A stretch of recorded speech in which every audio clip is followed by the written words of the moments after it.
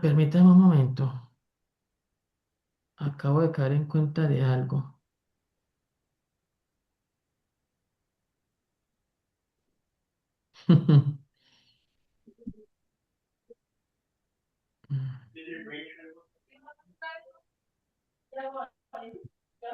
Solo dame un momentito, por favor.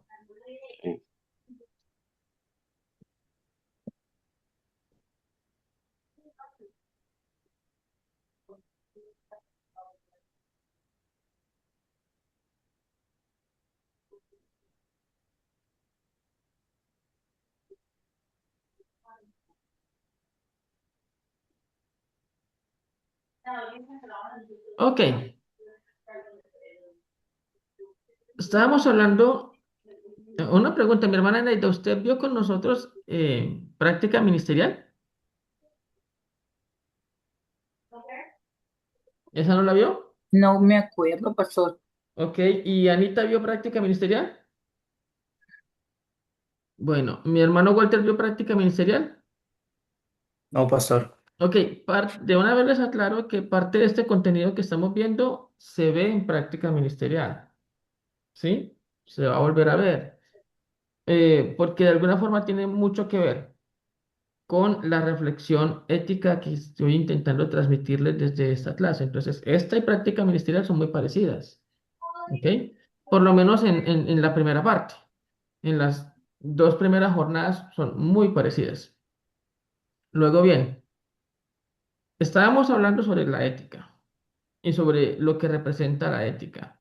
Y llegamos al punto, un punto muy, muy, muy importante, que es sobre las motivaciones, ¿sí?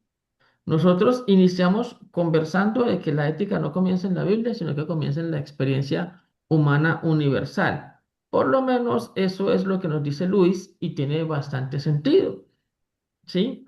Hay dos puntos que se pueden entender de la ética.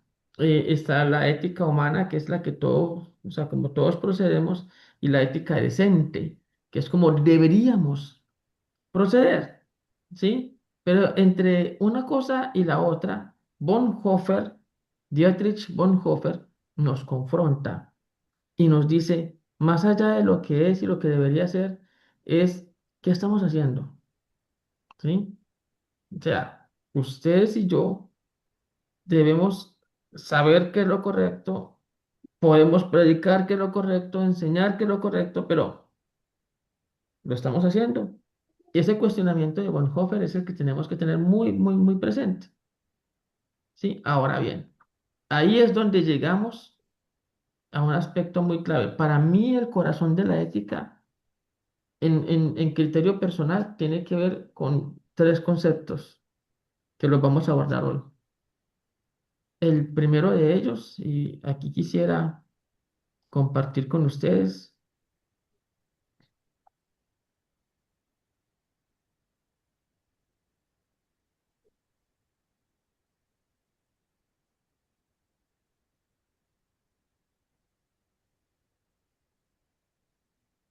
el primer concepto, déjeme llegar aquí, es este. El problema no es si lideras, el problema es qué está gobernando tu liderazgo. ¿Mm? Todos los seres humanos, incluyendo los ministros, servidores, todos vivimos por algo, perseguimos algo, queremos algo, ¿sí? Y ese algo por el que vivimos, que nos motiva, eso se llama ideal. Para muchos el ideal es el sueño americano, ¿cierto? Vivir en un buen lugar, tener un buen recurso económico, viajar. Ese sería el ideal que muchos persiguen. Otros desarrollan ideales en distintos escenarios. Pero finalmente, eso que se convierte en nuestro ideal más profundo, eso que se convierte en lo que anhelamos de corazón, es lo que vamos a llamar en esta jornada el sumum bonum. Así lo vamos a llamar. Sumum bonum. ¿Sí? ¿Y qué quiere decir el sumum bonum? Bueno, aquí les estoy mencionando a un autor que se llama Gerald Nangus. Se los compartí. Uno de los libros que ustedes tienen es él, es de él. Es tu bien más alto, es lo que al final decide por ti. O sea, el sumum bonum es el ideal más profundo que busca cada persona, ¿sí? Y aquí, en el tema del sumum bonum, es donde tenemos que empezar a sentar algunos precedentes. Porque finalmente nuestras decisiones no son a partir de lo correcto. Miren lo que les estoy diciendo. Nuestras decisiones no son a partir de lo correcto, sino a partir de lo que consideramos más valioso.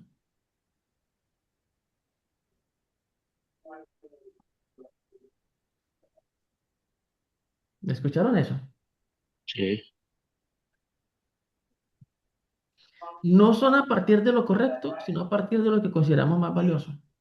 Claro, uno quisiera creer que las decisiones son a partir de lo correcto, pero déjenme ponerle varios ejemplos. Aquí en Estados Unidos, ¿cuántos creyentes conoce usted que están en condiciones de indocumentados? ¿Cierto? Y saben que lo correcto es no tener documentos falsos, ¿cierto? cierto. Sin embargo, tienen documentos falsos. Entonces, no están operando a partir de lo correcto, sino a partir de lo que consideran más valiosos. Para ellos, ¿qué es más valioso? Sobrevivir. ¿Qué es qué es más valioso? Tener el recurso para mantener la familia. ¿Sí? Entonces, a partir de lo más valioso, actúan. Y puede ser que eso que estén haciendo sea incorrecto a los ojos y a la luz de muchos, pero ellos van a tener el argumento para decir, es lo que tengo que hacer. ¿Se entiende lo que les estoy ilustrando? Entonces, la ética al final no se mueve a partir de lo correcto, se mueve a partir de lo que yo considero más valioso. ¿Ya? El escenario, y si pudiésemos asimilar lo que les estoy diciendo, nos daría muchas luces en tema de conceptos complicados. Matar está mal, ¿estamos de acuerdo con eso? Matar está mal. Pero ¿cómo podemos explicar el texto donde Dios le da la orden a Saúl de exterminar a toda una nación, como lo son los amalecitas? ¿Cómo nos metemos con eso? ¿Cómo le entramos a ese texto? Primer libro de Samuel, capítulo 15. ¿Cómo le entras a esto? ¿Quién me da una explicación al respecto?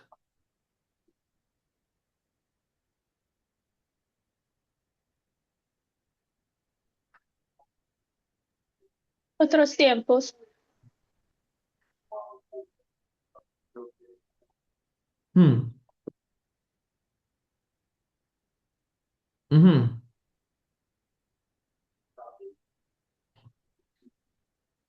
¿Cómo me llevas tú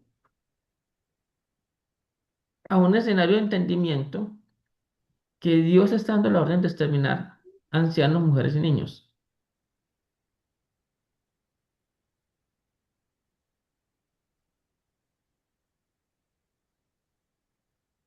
A ver, explíquenme eso, ustedes que han leído el texto o no lo han leído. ¿Quién no lo ha leído? Yo no lo he leído. Primer libro de Samuel, capítulo 15. ¿Quién lo lee?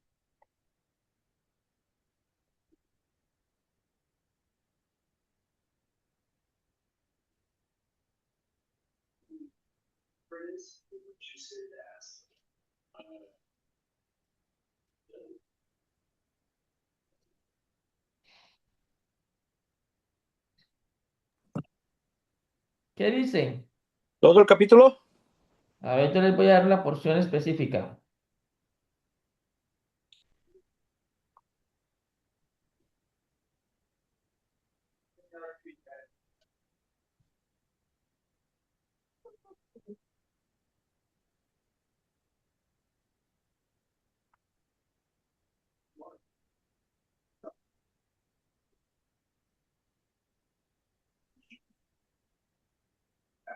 Sí, nos vamos con... Sí, vámonos con todo el capítulo. Todo Vámonos el capítulo. hasta el versículo 33. Ok, yo lo leo pues. Ok, después Samuel dijo a Saúl: Jehová me envió que te ungiese por rey sobre su pueblo Israel. Ahora, pues, está atento a las palabras de Jehová. Así ha dicho Jehová de los ejércitos: yo castigaré lo que hizo Amalec a Israel al oponerse en el camino cuando subía de Egipto. Ve, pues, y hiere a Amalec, y destruye todo lo que tiene, y no te apiades de él. Mata a hombres, mujeres, niños y aún los de pecho, vacas, ovejas, camellos y asnos. Saúl, pues, convocó al pueblo y les pasó revista en Telaim, 200,000 a pie y 10,000 hombres de Judá. Y viniendo Saúl a la ciudad de Amalec, puso emboscada en el valle.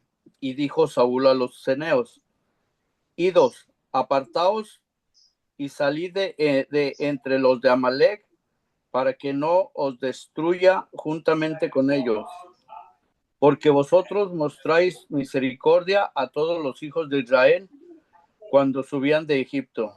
Y se apartaron los ceneos de entre los hijos de Amalec, y Saúl derrotó a los amalecitas desde Ávila hasta llegar a Sur, que está al oriente de Egipto.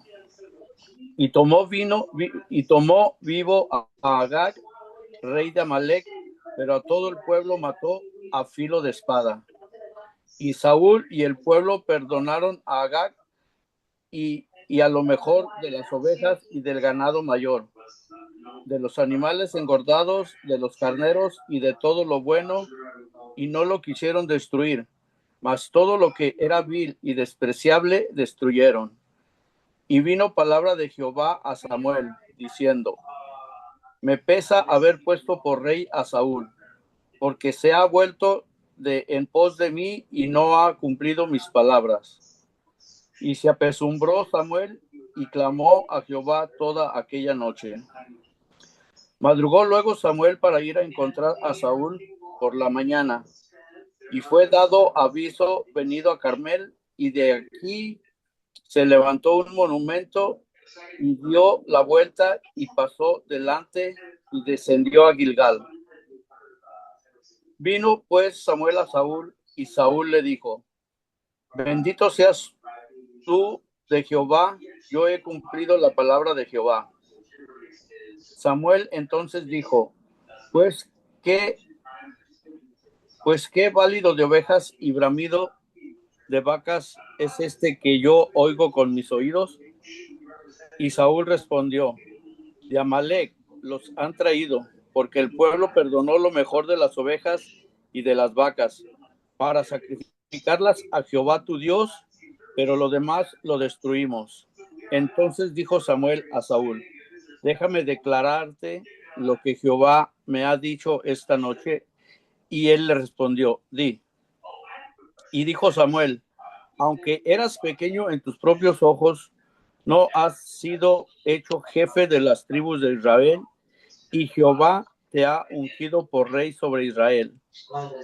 Y Jehová te envió en misión y dijo: ve, destruye a los pecadores de Amalec y hazles guerra hasta que los acabes.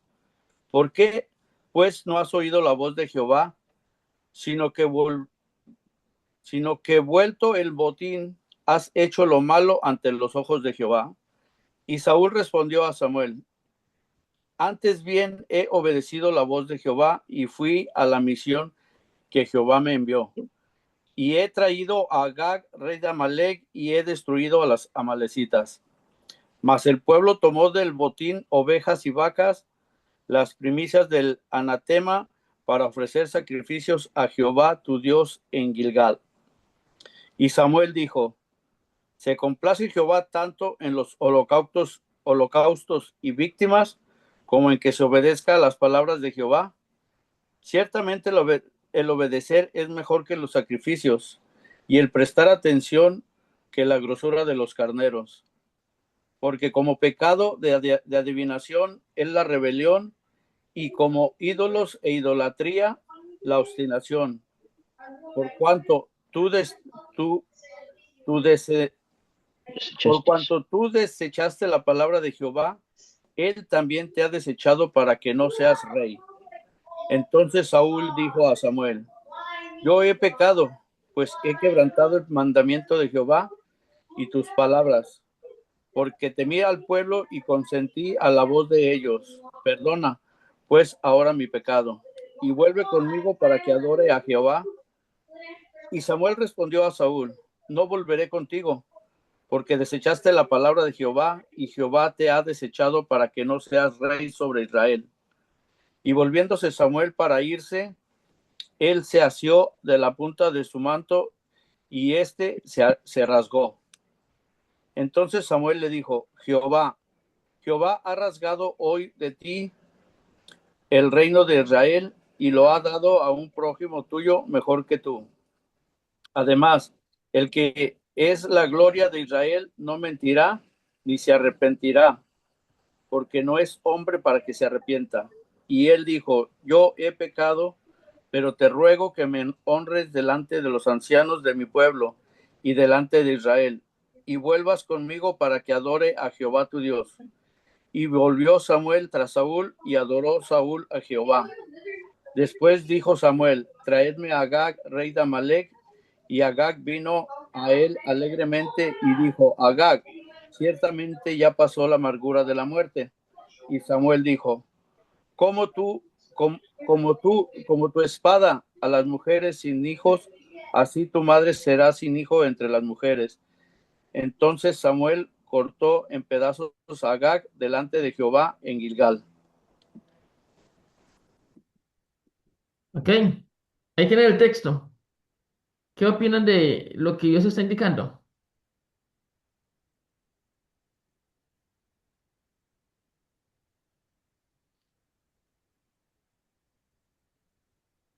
Les escucho con especial atención.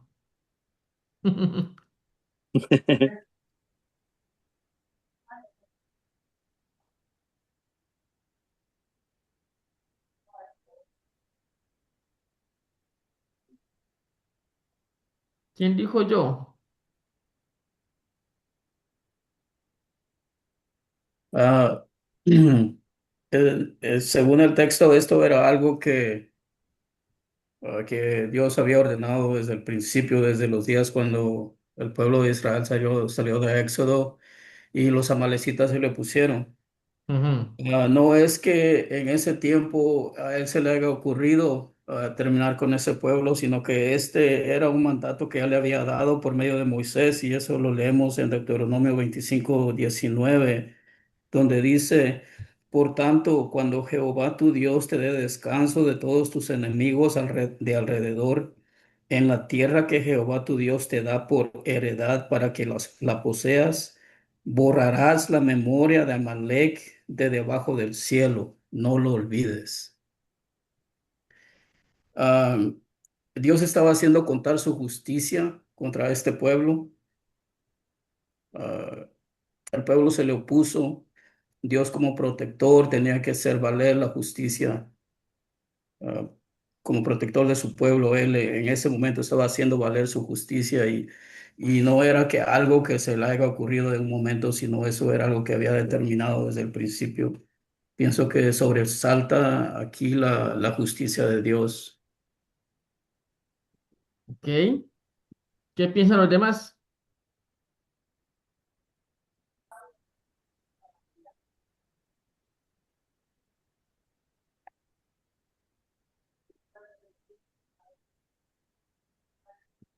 ¿Qué opinión hay?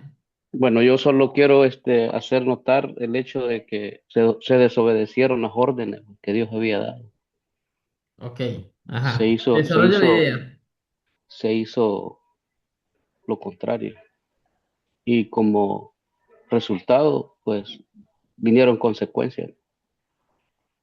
¿De qué Y, consecuencias se está hablando? ah, primero que se le fue dicho que iba, ya no iba a ser rey de Israel.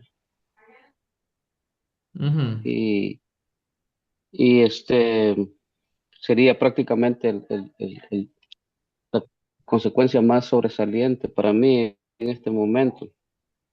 Pero como decía usted al principio, estamos más enfocados, estaba el rey enfocado más en lo que para él era importante hmm, que en lo que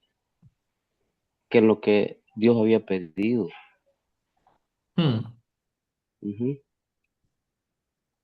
Compañeros de estudio, ¿qué piensan? ¿Están tan callados?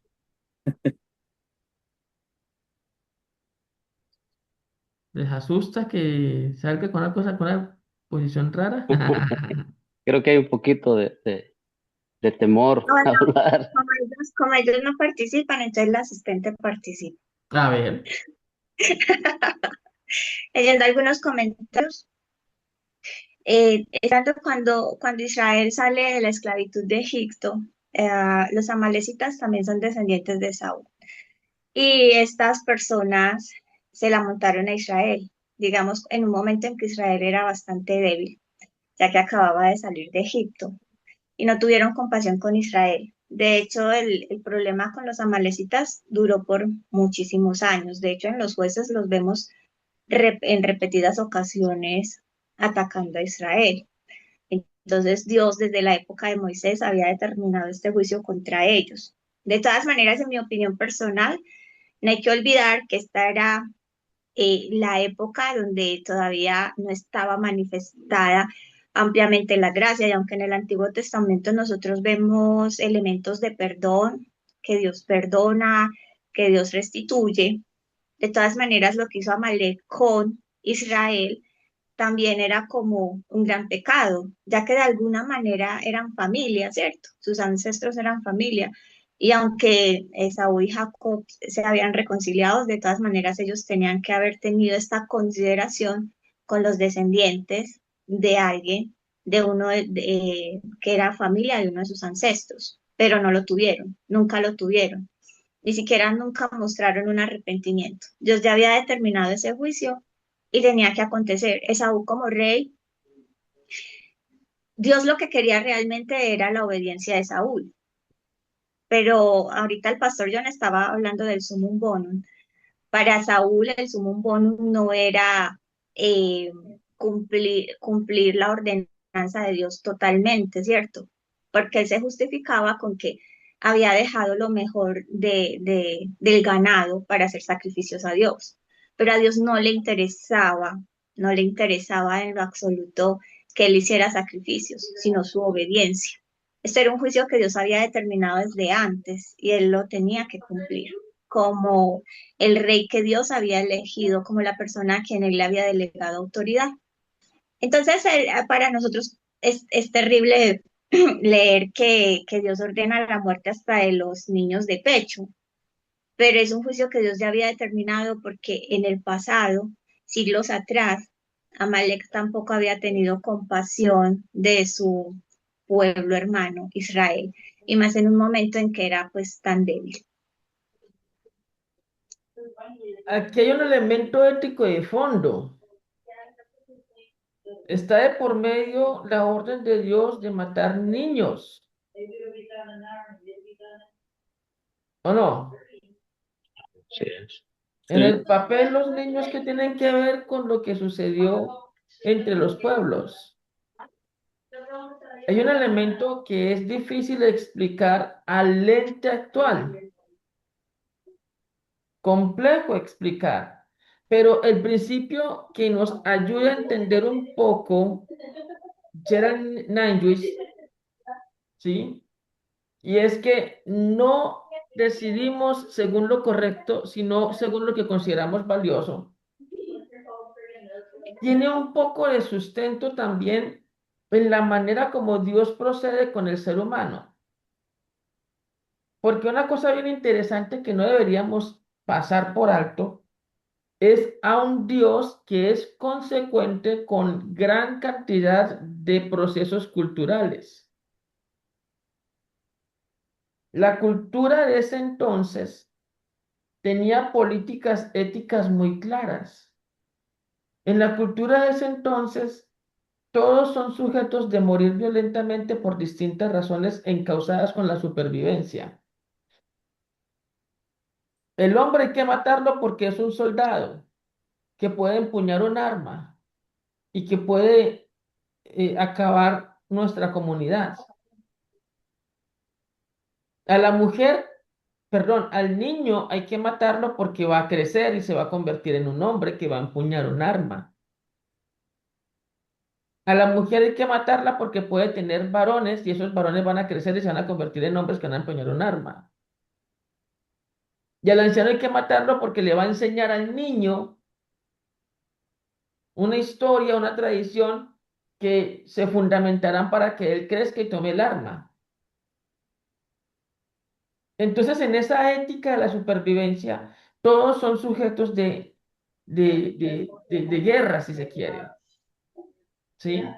Y yo puedo entender ese patrón comportamental humano. Lo que me parece muy interesante es ver a Dios respaldando ese patrón comportamental. Porque el mismo Dios que está diciendo que hay que acabar con hombres, mujeres y niños, luego está diciendo que de tal manera nos amó que ha dado su Hijo unigénito para que todo aquel que cree que no se pierda. ¿Sí? Y nos damos cuenta que cosas comienzan a cambiar. Comienzan a cambiar algunos patrones culturales y con ello también se ve a Dios. Entonces no es que Dios esté cambiando, es que Dios siempre ha apoyado algunos procesos culturales. Pero lo que quiero resaltar de todo esto es que, ¿qué le da paz a alguien como David de proceder a tomar una nación y esclavizarlos con grilletes? ¿Qué hace que David sienta que no está haciendo nada malo? Que Dios le dijo. No, eso no se lo dijo Dios. Básicamente está procediendo conforme a lo que considera valioso. ¿Sí? Y ahí es donde mucha gente encuentra una justificación para lo que intenta hacer. Ahora, entra un criterio muy importante en juego y volvemos al concepto en el que estamos trabajando, que es el sumum bonum. El sumum bonum es tu máximo ideal. ¿Y cuál sería el sumum bonum suyo o nuestro? Todo hombre tiene un bien supremo. Todos. ¿Mm? ¿Cuál es el bien supremo suyo? ¿Cuál es el bien supremo mío? Porque a partir del sumum bonum que yo tengo, voy a construir mi ética y las decisiones que desarrolle desde ella. Por eso usted va a encontrar que alguien puede ser una persona muy noble, pero al momento de hacer negocios es terriblemente cruel, porque para esa persona su sumum bonum es lograr prosperidad. Por eso usted puede encontrar personas que son muy tranquilitas, pero en la cancha de fútbol son terriblemente fieros. ¿Por qué? Porque su sumum bonum es ser exitosos en el deporte. Hacer goles. ¿Sí me sigue la idea? Sí. Y por eso usted puede encontrar, o sea, por favor entiéndame, yo no estoy justificando a nadie. Solo quiero mostrarles patrones antropológicos que pueden explicar procesos culturales. ¿Me hago entender o les enredé la vida? Cuando yo entiendo cosas, puedo incluso pensar cómo aportar soluciones. ¿Sí? ¿Quién es de Sinaloa? ¿O quién es de territorios así famosos y conocidos por el mundo del narcotraficante? ¿Quién? Ninguno aquí es de Sinaloa, no lo puedo creer. De No, Nogales y por esos lados. ¿Cuál es el patrón que usted ve en muchas personas que vienen de ese mundo y que hacen parte de ese mundo de drogas? Con la mamá son supremamente nobles, ¿o no?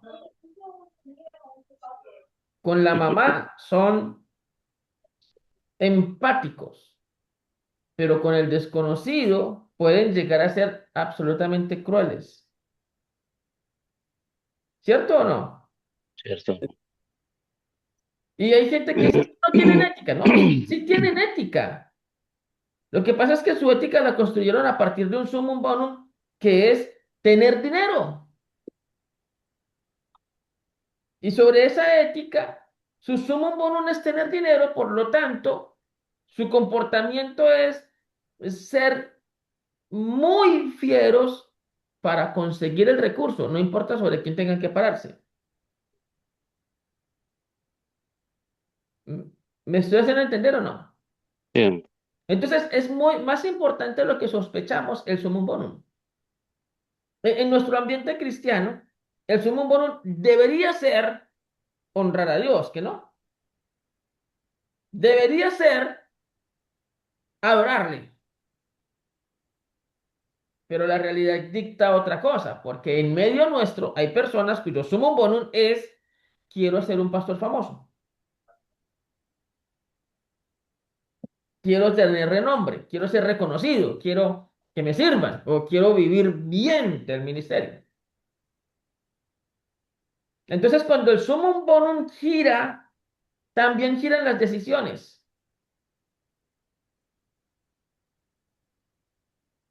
¿Se entiende o no?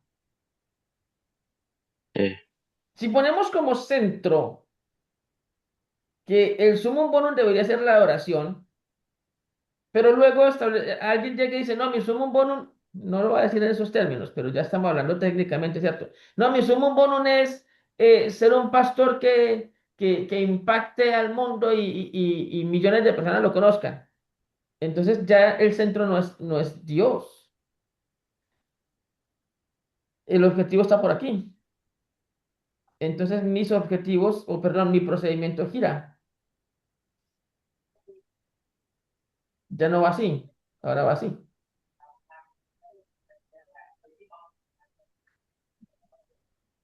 ¿Mm? Pregunta vital para que construyamos una ética sana. ¿Cuál es tu sumum bonum? a partir de ahí, Ahí comienza todo. ya, Porque vamos a construir un conjunto de valoraciones. Otra vez, les insisto, no tomamos decisiones según lo correcto. Decidimos según lo que consideramos valioso. Ahí entra el tema. Dios es valioso para mí. Por ende, decido tomar decisiones éticas conforme a Dios le agrade. ¿Sí? ¿Cuál es la diferencia entre alguien que dice yo no voy a tener papeles falsos así aguante hambre y alguien que dice si me toca lo hago? ¿Cuál es la diferencia? El sumum bonum. Porque el que está diciendo no va a tener papeles falsos así aguante hambre, tu sumum bonum es adorar a Dios. Este está diciendo mi sumum bonum es que mi familia esté bien. Este está diciendo que yo pueda sostenerme con vida en este país tan difícil. Sumum bonum. ¿Se entiende lo que les estoy diciendo? bien.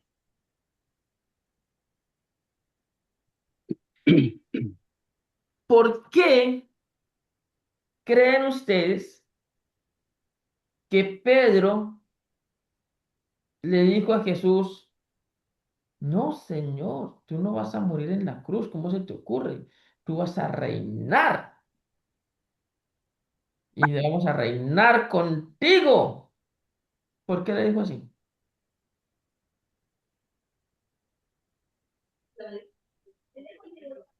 Les voy a poner un escenario un poco más interesante. Capaz que esta ilustración ya me la había escuchado mi hermano Walter. Mm, yo creo, y cada vez me doy cuenta que no estoy solo en esa sospecha, porque otros autores, incluso como William Berkeley, van por ahí. Eh, y de hecho, a quien le escuché primariamente la teoría es a Mandino, un autor que escribió un libro que se llama Operación Jesucristo, el tercer día. Yo creo que Judas no entregó a Jesús por estar decepcionado de Jesús. Yo creo que Judas no quiso traicionar a Jesús. Yo creo que Judas quiso ayudar a Jesús. ¿Qué les parece?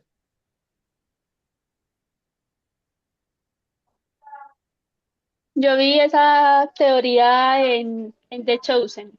Hmm. La intención de Judas no era traicionarlo, sino como Ayudarlo. ponerlo en la situación difícil donde sacara los poderes que ellos pensaron que iba a Claro, tener. cuando Jesús se vea expuesto a la muerte, va a reaccionar y va a hacer que lleguen los ángeles y lo defiendan, y entonces se va a armar el super caos y ahí vamos a estar todos para apoyar la rebelión y entonces levantarnos y derrocar a Roma. Judas quería ayudar a Jesús y termina entregándolo. ¿Y por qué Judas quería ayudar a Jesús? Porque su sumum bonum, al igual que los otros discípulos, era que gobernarían sobre el mundo. Y Judas no estaba solo. Los demás discípulos tenían la misma expectativa. Solo que Judas fue el que se le ocurrió la brillante idea de vamos a exponer a Jesús a la muerte para que reaccione y saque sus poderes. ¿Por qué pasa esto? Porque el sumum bonum de Judas no era adorar, era beneficiarse del reino que creía que Jesús vino a levantar. Y por eso usted encuentra mucha gente que hace cosas totalmente indebidas en la iglesia y no se sienten mal. Por eso usted encuentra a un pastor robándose dinero de la iglesia y no se siente mal.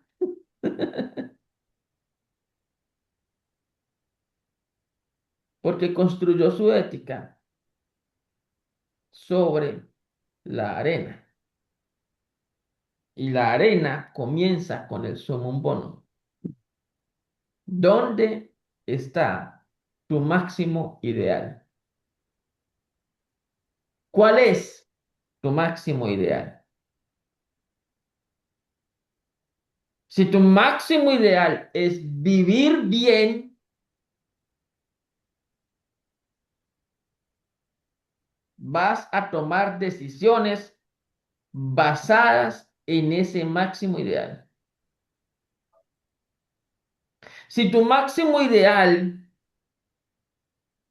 es ser famoso, vas a tomar decisiones basadas en ese máximo ideal.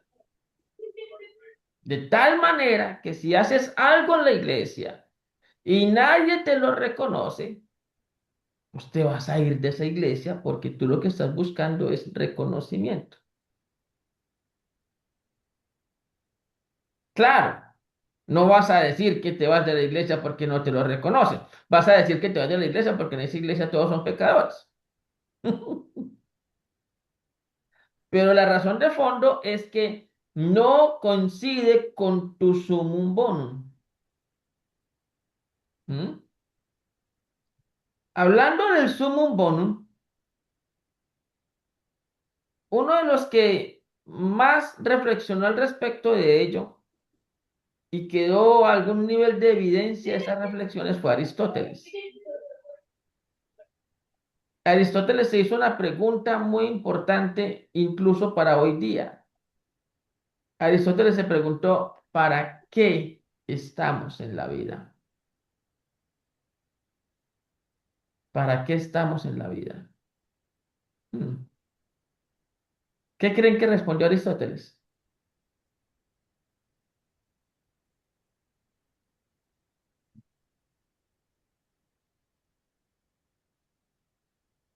Para ser felices. Esa fue la respuesta aristotélica. Estamos para ser felices. Esa es la razón. Ser felices. ¿Usted está de acuerdo con esa respuesta?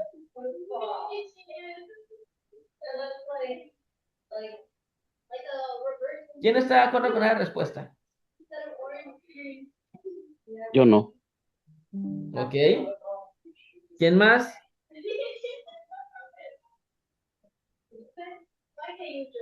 Pues no es el único motivo ni el principal. A ver, les quiero escuchar.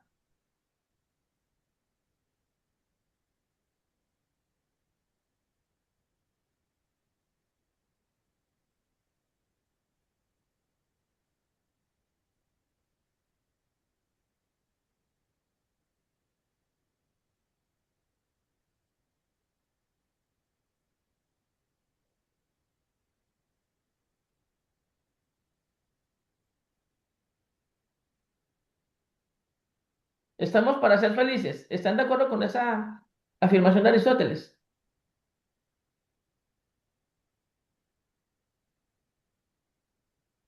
Están tan conversables. Tan bonito. Mi hermano Jorge, ¿qué opina?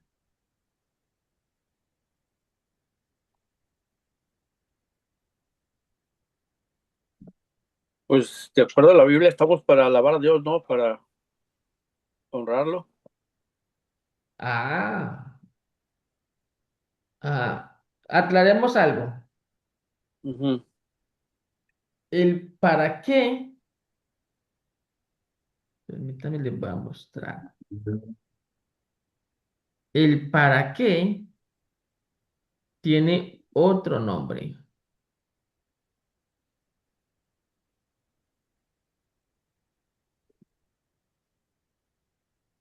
A ver, mírenlo, ahí está.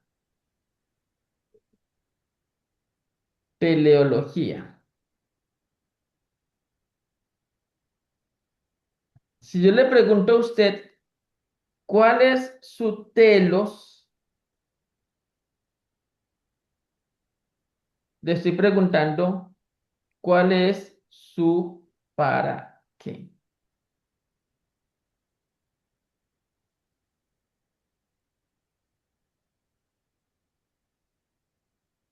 ¿Cuál es su telos?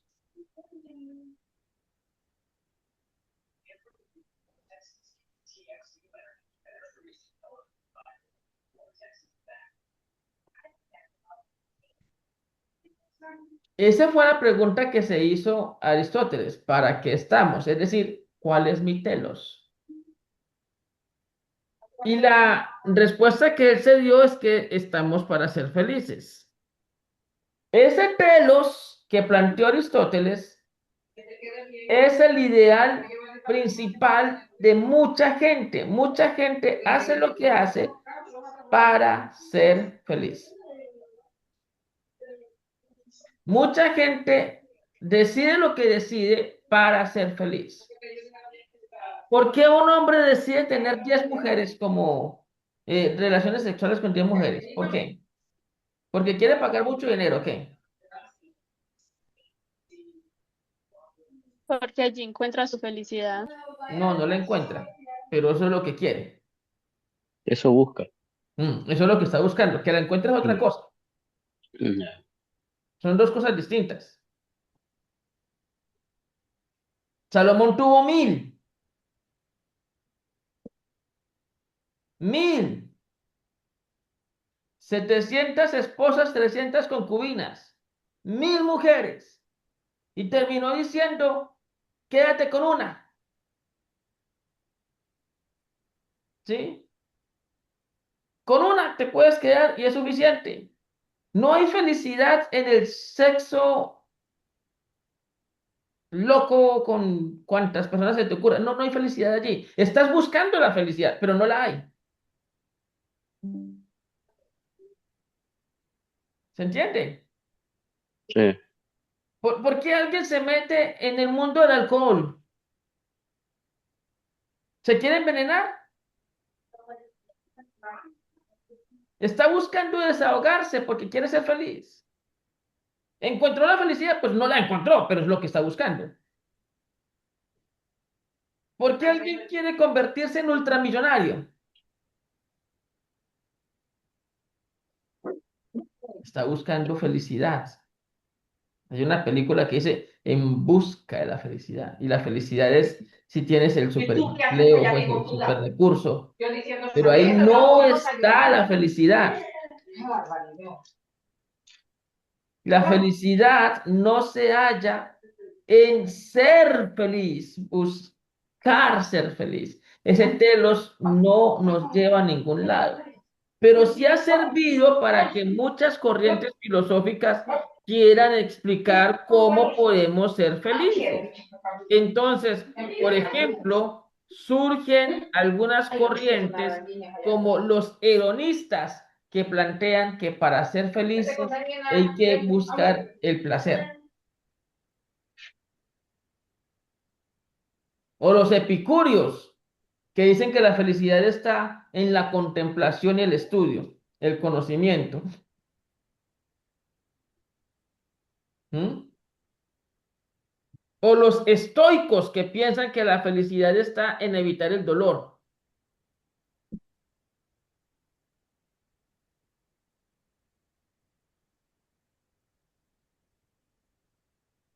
Pero ahí no está la felicidad.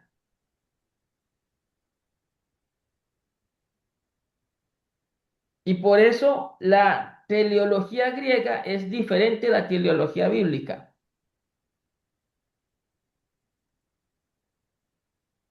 La teleología bíblica plantea que el hombre fue creado para adorar. Y cuando adoro, encuentro la felicidad porque la felicidad está en la plenitud. Y la plenitud se logra cuando cumples tu propósito de creación.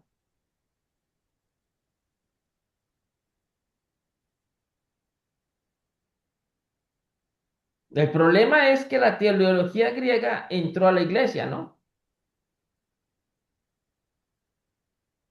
Tenemos telos griegos. Sí, porque cuando usted escucha a alguien que somos hijos de Dios, estamos hechos para ser felices, mm, no, el hijo de Dios no fue hecho para ser feliz, fue hecho para servir. Encuentra su felicidad en el servicio. Ahí está la felicidad del hijo de Dios. ¿Se entiende eso o no? Sí. Pero si enlazamos ese telos con el sumum bonum, entonces ahí es donde encontramos explicaciones. ¿Por qué algunas personas son tan buenas para pasar horas, noches, semanas estudiando, trabajando, haciendo sus proyectos y tan malos para orar, para crecer en la fe? ¿Por qué? Porque su sumum bonum o su telos no es Dios. Y entonces toman decisiones alrededor de eso. Hoy en día es muy fácil que como mi telos es el sueño americano, entonces mi sumum bonum es alcanzar ese sueño americano. Por ende, yo no tengo problema en faltar un domingo a la iglesia si está de por medio que tengo que trabajar en mi empresa. No, yo no tengo problema si me tengo que ausentar de mi casa 3, 4, 5 noches y así mis hijos no me vean. No hay problema. Por donde voy, voy. Y lo que tengo que alcanzar, lo voy a alcanzar. Si ven cómo se construye la ética no se construye desde las normas externas, se construye desde las convicciones personales. Y está lo correcto, ¿no? La Biblia define lo correcto, la ley define lo correcto y muchas pautas alrededor definen lo correcto. Pero independiente de eso, yo voy a tomar decisiones a partir de mis definiciones de qué es lo que yo estoy buscando,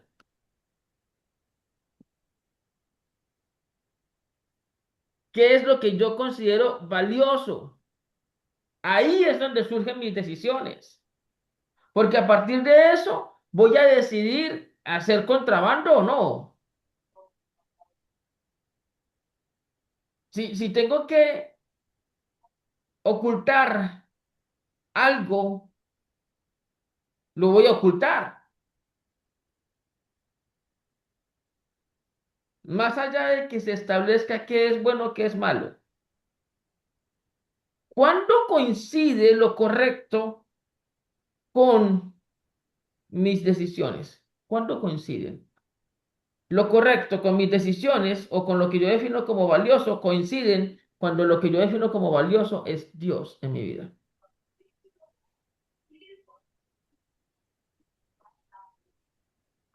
¿Por qué si en una tienda me devuelven $50 de más por accidente y nadie se da cuenta, yo decido ir donde el cajero y decirle, tome este dinero, me lo devolvió de más? ¿Por qué? Porque mi sumum bonum es Dios. Si mi sumum bonum fuera tener dinero, ahí me dieron dinero. Y entonces yo qué digo, gracias Señor porque me bendijiste. ¿O no?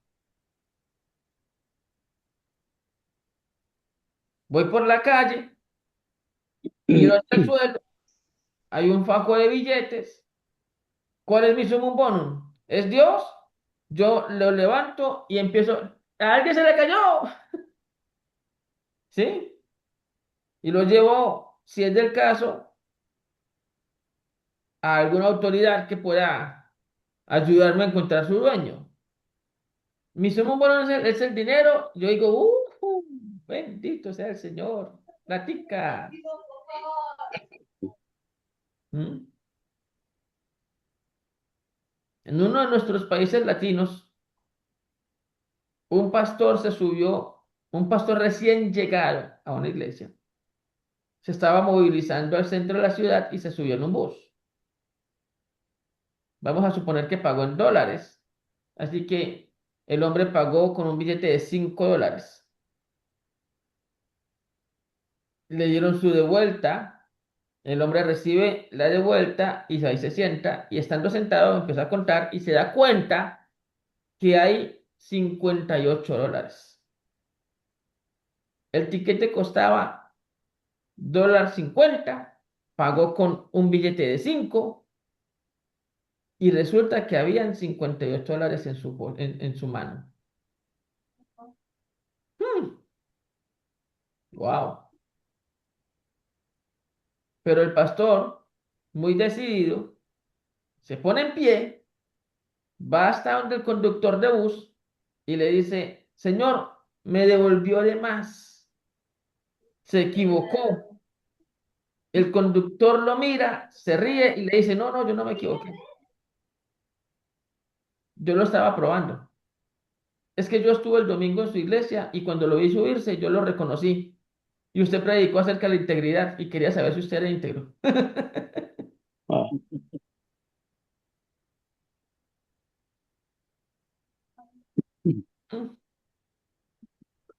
Nuestro sumum bonum determina nuestras decisiones. Pero hay otro tercer elemento que entra en juego acá, muy importante. No es solamente el para qué estoy. Este tercer elemento nos invita a preguntarnos por qué hacemos lo que hacemos y se llama deontología.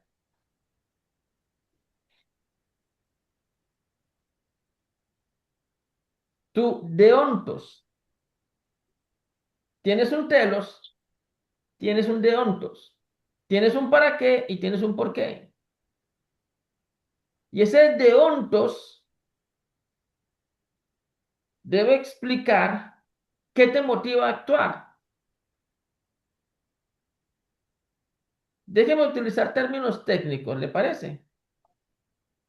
Y voy a utilizar términos técnicos de un teólogo, se llama Immanuel Kant.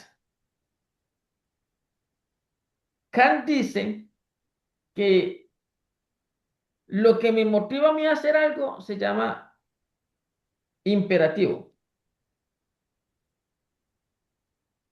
Por ejemplo, tengo hambre. ¿Qué debo hacer si tengo hambre? Comer. Comer, muy bien. Pero aquí no hay comida. ¿Qué tengo que hacer? Buscar un lugar donde hay, donde encuentre. Pararme e ir a un lugar donde haya comida, ¿cierto? La razón por la que me paré es el imperativo. ¿Por qué me paré? Pues porque tengo hambre. Ese es el imperativo. ¿Sí? Explica por qué hice algo. ¿Se entiende? Sí. Ahora, Kant dice que hay dos clases de imperativos. El hipotético y el categórico. Y entonces Kant dice que el imperativo hipotético es una motivación superficial.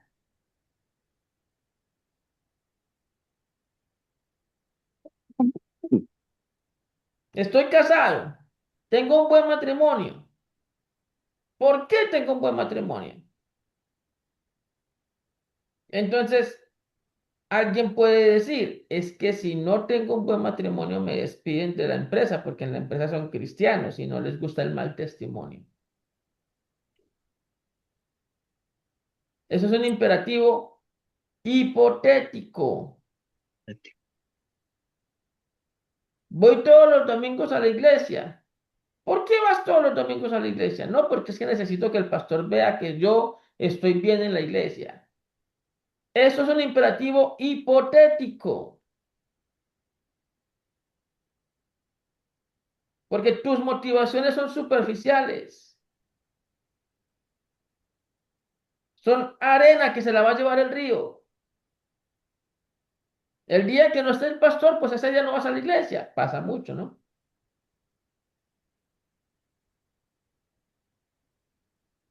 Si te despiden del trabajo, pues descuidas tu matrimonio. ¿Ya para qué tengo matrimonio si no, ya perdí el trabajo? Pasa mucho. Muchos jóvenes en la iglesia tienen imperativos hipotéticos. Van a la iglesia porque una muchacha joven va también allí y se la quieren conquistar. Si la muchacha joven les dice, no me gustas, entonces no vuelvo a la iglesia.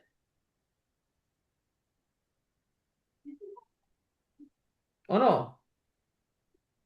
¿Por qué quieres tocar la batería? Uy, porque es que a todas las niñas les gusta el baterista. Eso es un imperativo hipotético.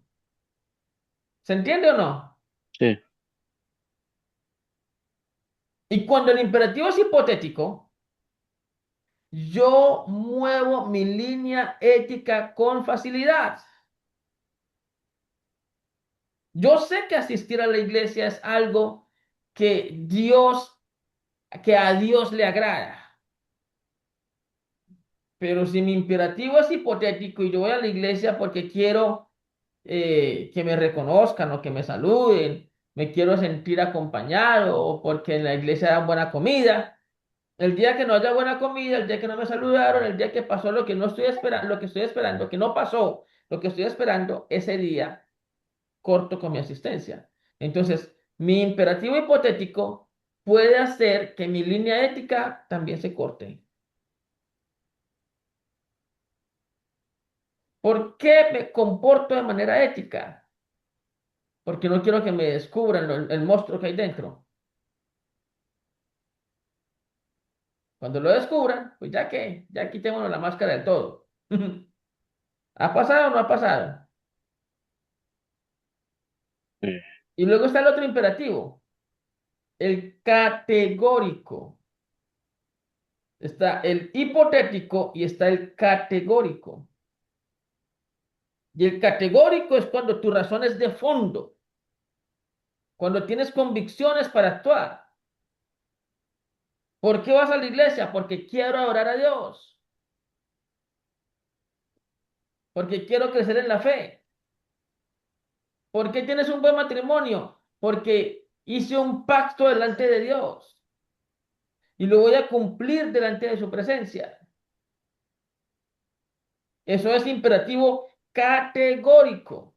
Y eso lo que te lleva a ti es a que tus decisiones se sostienen no por las circunstancias, sino por una convicción de honrar a Dios.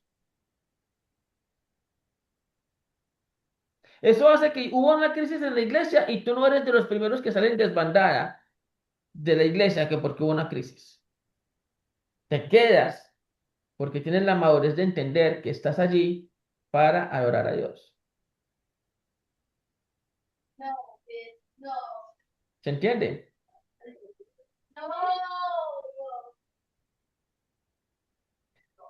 Todo comienza en el sumum bonum.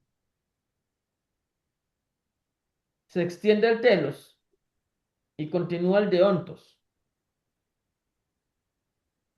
¿Mm? ¿Cómo les parece? Muy importante, hermano. Estoy aprendiendo. Hermana Neida, la hermana Neida no me habló, no nos ha hablado en toda la clase. Está muteada. No, no, sí le entendí, sí le estoy entendiendo, pastor. ¿Y qué opina? Está interesante porque pues yo creo que nos confronta a cada quien, ¿no? Porque estamos haciendo las cosas cuando estamos en la iglesia, todo eso pues, pues a mí me confronta pues, porque hago las cosas, Bueno, ¿verdad? Yo creo que nos va a llegar a cada uno de nosotros a entender, ¿verdad? Que verdaderamente si lo estamos haciendo para Dios o para uno mismo. muy bien. Miren lo que vamos a hacer.